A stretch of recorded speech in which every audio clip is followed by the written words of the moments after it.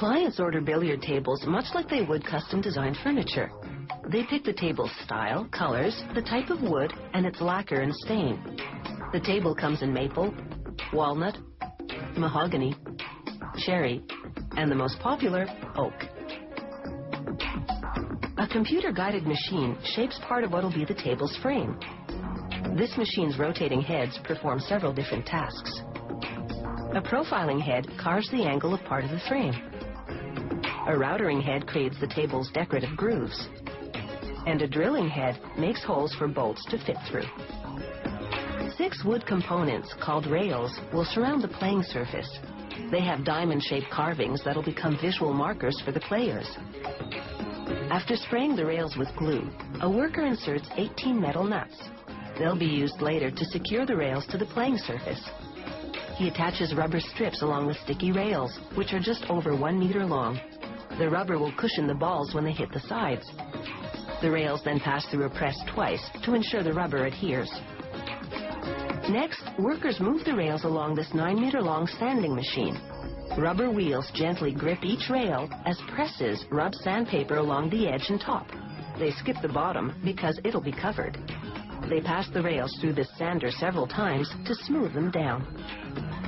To make sure everything fits, a worker pre-assembles the 4 sides and the middle section of the frame's base. He uses 20 metal bolts and 20 nuts to join them. And he inserts 8 wooden dowels in order to align the table parts correctly. He stamps numbers on the frame sections so they can be reassembled later by pairing the same numbered parts together. Next, a worker hot glues 18 2.5 centimeter long mother-of-pearl components called sights. He fits them into the carvings on the rails, which have now been stained to the desired shade. He taps them into place using a hammer and a block made of synthetic resin. This way, he won't damage the rail. A worker then lines the rubber part of the rail with cloth made of wool and nylon. He attaches it with a plastic strip that fits over the cloth and into a groove. He uses a mallet to ensure the cloth is tightly inserted. The worker then staples the cloth to the other side of the rail.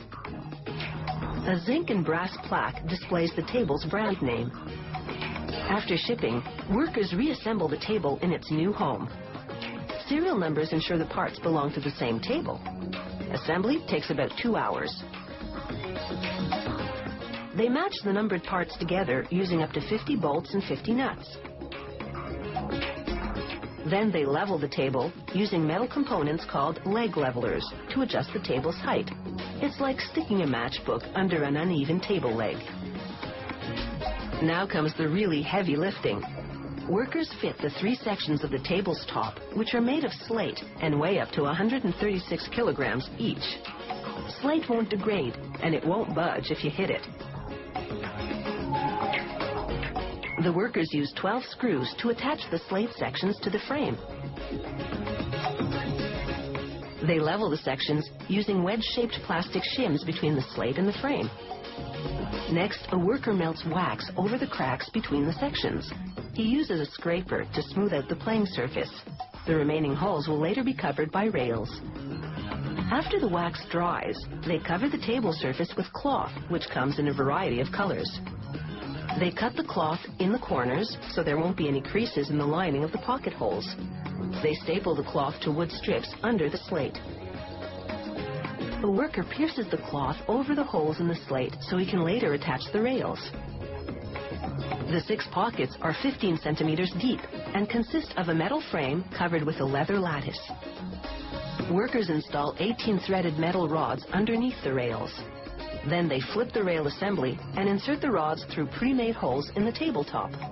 They use nuts to secure the rods in place. Screws attach the pockets, and voila, your table is ready. For prices ranging between $1,500 and $15,000, you have quite a stylish game. Just watch out for the sharks.